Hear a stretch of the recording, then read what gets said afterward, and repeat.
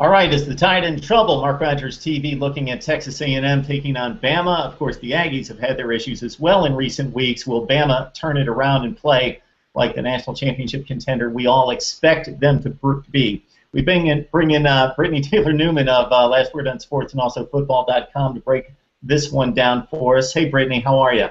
Good. How are you?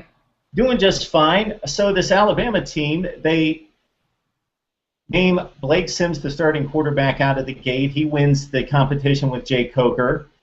He looked good against West Virginia. The offense may have been a little bit limited. Then, wow, against Florida, 645 yards total offense, and it looked like it was just going to take off from there considering Florida's got a ton of athletes on defense.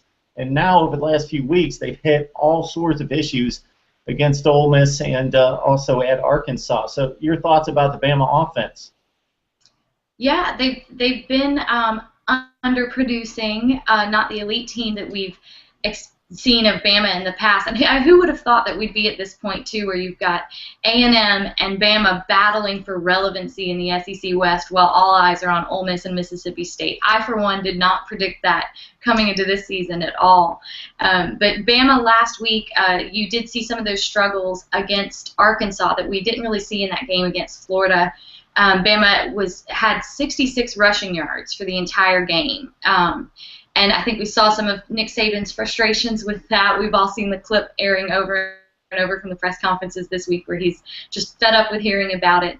But a lot of it has come down to problems with the offensive line, and they've made some changes there. You've got Brad Bozeman, who is a redshirt freshman going in at center this week, and they've run all kinds of drills throughout the week. The offensive line coach has talked about blocking drills. Austin Shepard, right tackle, said that last week was probably their worst performance as a unit ever.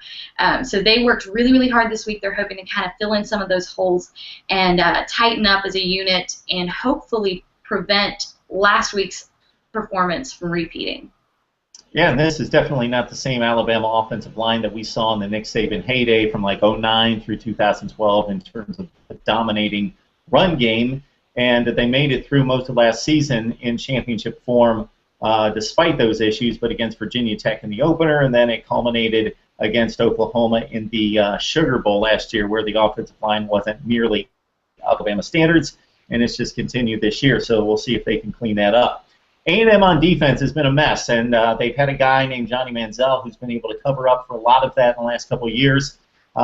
They should be improved, I would think, on defense, considering the recruiting rankings tell us that the defensive talent is flooding in, but it's still very young. Texas A&M got off to a decent start, I believe, defending against South Carolina and some other lesser teams, but then the last few weeks it's been a rough ride for that Aggies defense as well. Yeah, and I think this is something that Alabama will have to capitalize on if they're going to walk away with a W tomorrow.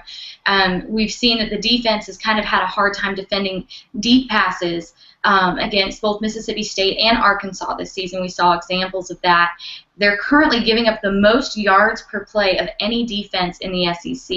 So if Amari Cooper and Blake Sims are able to sort of capitalize on that with some of those deep passes and sort of overtaking some of their secondary issues, I think that's actually going to end up being really, really important for Alabama moving forward. The Bama defense, on the other hand, has been pretty stellar for the most part, but has had issues in the past defending these type of spread, wide-open offenses. Nick Saban is pulling his hair out in recent years against the likes of Johnny Manziel, and before that it was Tim Tebow, mobile quarterbacks who can move around and make things happen, and then also dealing with wide-open spaces with wide receivers all over the place. So your thoughts about Bama's defense that statistically is an extremely strong defense? I think their defense is actually going to end up making the difference in this game. I think that's kind of what's going to have to cover up some of those offensive issues that we talked about earlier with Alabama.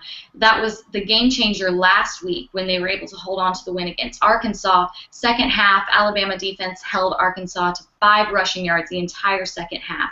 If they're able to perform that way again this week, I think that that's actually the game changer right there. And Arkansas possibly is the two best backs as a tandem in the SEC, and Collins and in Jonathan Williams as well. So that's a huge statement, holding that team and Brett Bielema's pride and joy, the running game, down to 5 yards in the second half. That's quite a stat. Brittnee Taylor Newman joins us from football.com. And last word on sports. Thanks for the breakdown on the Aggies and the Tide, Brittnee. Absolutely. We'll see you next week.